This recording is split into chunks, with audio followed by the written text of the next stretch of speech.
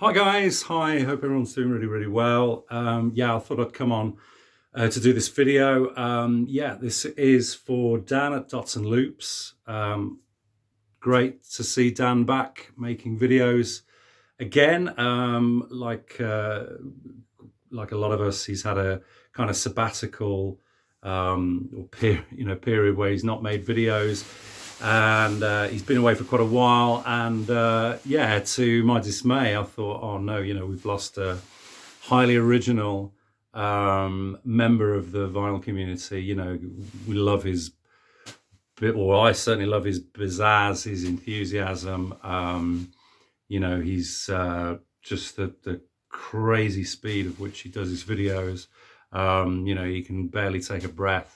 It's really great. And yeah, so he's set this competition of 101 albums that he showed with accompanying questions. And he's basically thrown the gauntlet down and said, you can do any number of these.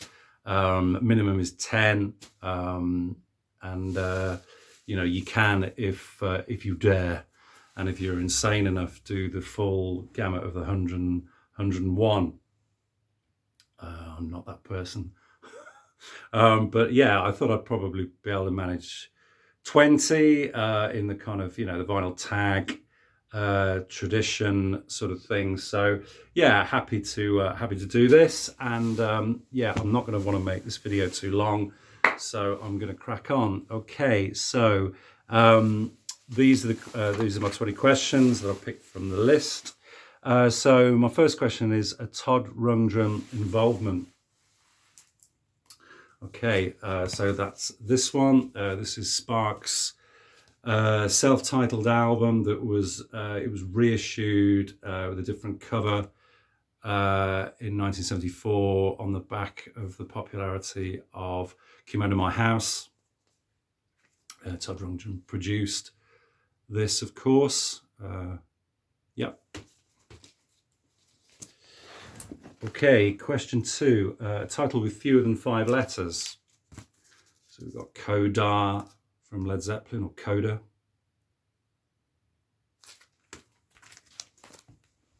A record still owned from high school. ABC, Lexicon of Love, just a masterpiece of early 80s symphonic pop, sort of the ultimate paean to sort of unrequited love. Yeah, just wonderful record. Never tire of that one. Okay, question 4, record you're supposed to like but don't. Shown this a number of times and given my reasons, so I'm not going to go into that in great detail here. This is Eric Dolphy's Out to Lunch, mid-60s, progressive, left field, avant-garde, jazz, all the sort of things that I'm usually very interested in. I like this period of jazz, and I love the musicians on it. Freddie Hubbard, Eric Dolphy, Bobby Hutcherson. Yeah, I love the vibraphone. And yeah, it has all these elements, but just listening to it ensemble, I just don't really get it. I've tried listening to this on numerous occasions, and it's not hitting the spot for me. So yeah, but I do persevere. Okay, a record you were not supposed to like but do. Yeah, so sort of mid-80s pop isn't usually kind of in my wheelhouse, but I always quite like this one. This is Cupid and Psyche. So this is Scritti Politta's first album, Green Gartside. Really kind of quite clever pop, interesting, didn't really sound like anything else at the time. I know Prince, I think, was a big fan of his. And yeah, it's for the most part it works, and it's an interesting album. Okay, first soundtrack, that would be, and still probably one of my favorites, that's The Graduate. Yeah, I watched this album when I was probably first when I was about 15. Very soon after I got into Simon and Garfunkel's records, of which obviously uh, all the music on this is. And yeah, I mean, it's just the film and the soundtrack. It's just flawless. So wonderful, wonderful stuff. Most common record in your collection. I've got quite a few common records. I don't know whether this is the most commonly owned record in my collection, but I would wager that a majority of people, certainly in the VC that I watch and support, would have a copy of this.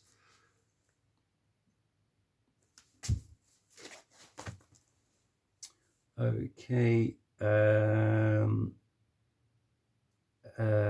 record that makes you want to puke. Interesting question. It's not so much the vinyl or the music that's on it, because I actually quite like that. But the cover, I just think is just horrible. So not so much the front cover. This is Split Enz 75 album Mental Notes. But look at that reverse sleeve, that baby. That's just not right. That's just a hideous. I can't. No, I can't look at it anymore. It's horrible. Okay. A record that is a horrible pressing. Yeah, this is a record that I bought probably a dozen times in the effort to try and find a decent pressing. Even when they're mint, they sound horrible. Hair soundtrack, London Cast from 1968, which is I think the original and the best version of this. My parents had it. I've listened to this since I was from age of 3 or 4. I remember listening to this album.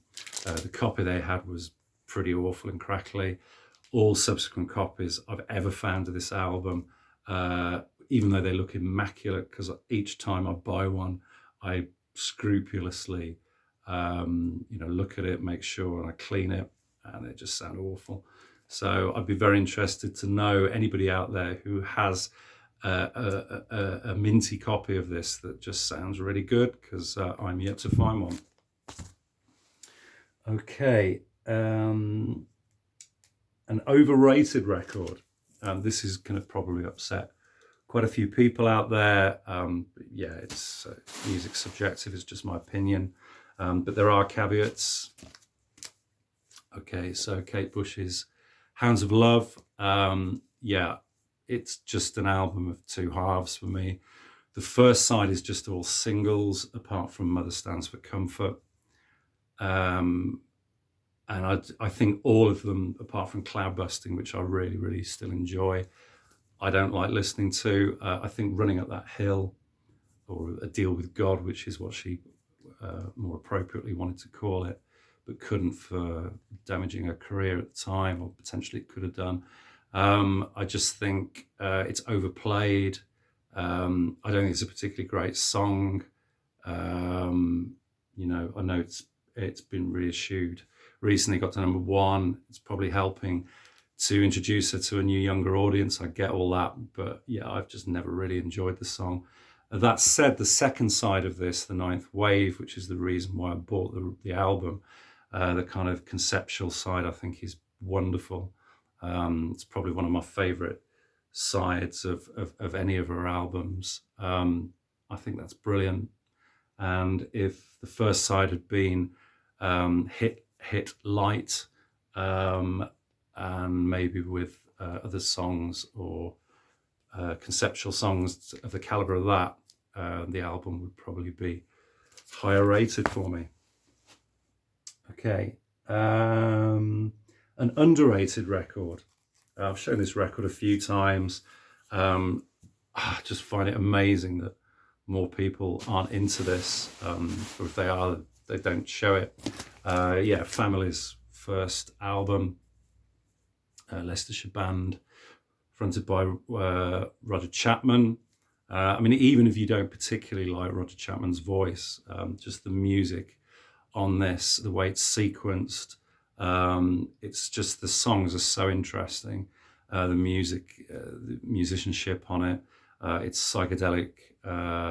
It's progressive. There's kind of Baroque elements in it. It just ticks all the boxes for me, and it's just a wonderful piece of late 60s kind of psych progressive pop that's just wonderful. Fantastic stuff. Okay, a short record. Okay, this is quite a recent one that I showed. This is Children of the Stones. So this is the Sydney Sager and the Ambrosian Singers soundtrack from 1977 UK children's program that I remember really, really well. Watching, a couple of my mates watched it as well. I've always been a fan of it. It's very atmospheric, quite sinister, sort of thing that just you wouldn't get kids TV like this now. This was just definitely something that was a product of that kind of era, the 60s and 70s. But the music's fantastic, pretty much all a cappella. The choir, very unnerving, but interesting harmonically and melodically. And it's a good listen, but obviously it is a short album, and I think it's only about 25 minutes. That's probably one of the shortest albums I've got. Literally all the music's on side A. Side B is not even etched, it's just a blank. Okay, mixed race record. We sadly lost Terry Hall just before Christmas, so Specials' second album, my favourite of their two studio albums that they released, certainly during the first phase of their career. And it's just it's got the ska feel, but of also when Jerry Dammers was getting into a lot of kind of lounge music and so on. And it just totally works. Fabulous record. Okay, best blind buy. Without a shadow of doubt, it's this one.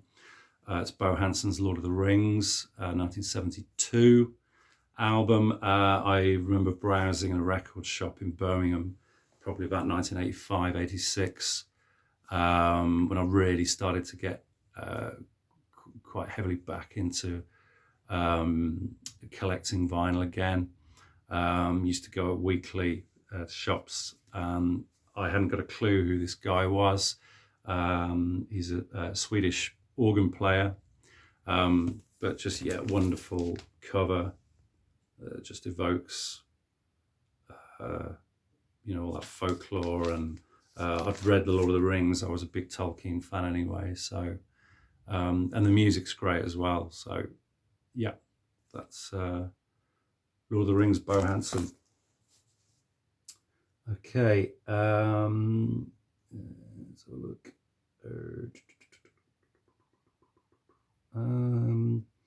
A record with, I can't read my writing. A record with no guitar. Okay. I'm pretty sure this one has no guitar. This is the United States of America. So this is 1968. And I'm pretty sure that this is violin, drums, electronic effects aplenty, and I think it's just electric bass, but there is no electric guitar on it at all. And what a wonderful record this is. Real groundbreaking psych album. But I think probably of a lot of the records from this era, I think this is the one that's probably dated. One of the best you know, certainly you can hear its influence in artists like Broadcast and Portishead and so on. Yeah. Okay, best guilty pleasure album. Don't really have guilty pleasures because you know, just albums. If I love the albums, I don't care what they are. I'm happy to show them. This is one that an artist that rarely if ever gets showed, but I think this is a wonderfully underrated record. It's David Essex's. I think this is his 4th studio album from 1976. This is Out on the Street. Wonderfully conceptual track, particularly the title track, 10-minute title track, Out on the Street. Fantastic. Wonderful drama that David gets into the performances. Fabulous production from Jeff Wayne, who he collaborated with on most of his 70s output. And obviously famously worked with him on War of the Worlds. Just this a great pop album. It just doesn't sound like anybody else from the time.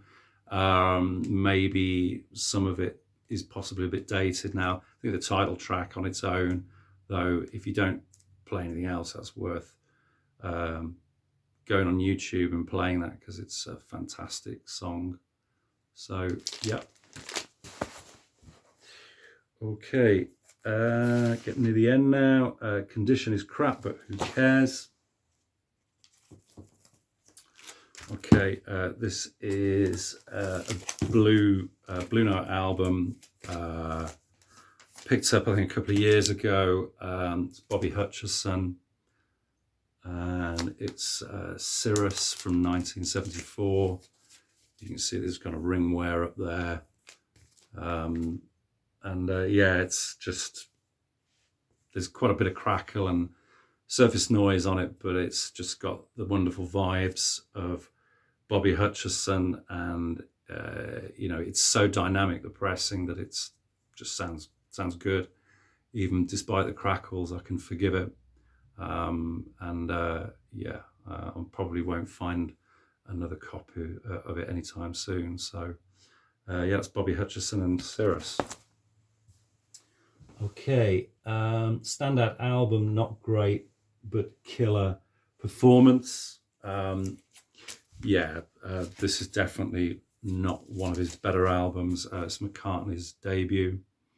And even though there's one or two songs I do quite like off this, Junk and Every Night, I think the highlight on this is Maybe I'm Amazed, which is worth the price of admission alone. Just a fantastic, accomplished, brilliantly written song that's as good as anything I think he ever did with the Beatles, and is by a mile the standout track on this record. Okay, harmonies. Okay, I mean, I love vocal harmonies, yeah, I mean, could have shown Everly's or Crosby, Stills, Nash, or ABBA even. Yeah, this is a Brazilian vocal girl group from the late 60s, early 70s, and this is just fantastic records. It's Quarto Mche. I'm not quite sure how you pronounce that. My Portuguese isn't great, but yeah, this is a Brazilian quartet, all girl singing group, and they do some fantastic songs on here with remarkable harmonies that are just kind of beautifully transcendent and melodic. One of the highlights is Tudo que você podia ser, which is a Milton Nascimento song. His original is fabulous. I've heard other versions, but I just particularly like this one because of the vocals. So yeah, great stuff. Okay, finally, I'm Clever, best lyrics. Everybody out there who watches my channel regularly knows I'm a huge Roy Harper fan, and there's not many videos that I make that I don't show Roy in some way, shape or form, or give him a mention. And this is arguably as good a song, and certainly some of his best ever lyrics. So this is Stormcock. This is a reissue of his probably most celebrated album. I don't know whether it's my favorite, but it's definitely up there. So this is from 1971. Only 4 tracks on the album, but every track is just killer. Wonderful, wonderfully put together progressive folk at its absolute best. Just an amazing accomplishment, studio wise, sound wise, but ultimately the lyrics. And for that, I'm going for the last track, Me and My Woman. Wonderfully poetic. He was a big lover of romantic poets like Keats, and yeah, just the imagery and the use of his language he gets in there is just sublime, absolutely sublime. And yeah, I mean, it's just fabulous, fabulous. But the whole album is wonderful as well. But yeah, well worth picking up a copy if you don't have one. Get some Roy in your life. Okay. So yeah, thanks to Dan for putting that together. Yeah, very, very happy to support him. And yeah, I hope you're all doing really well, guys. And yeah, I'll be back with another video soon. Cheers, take care, all the best. Bye-bye.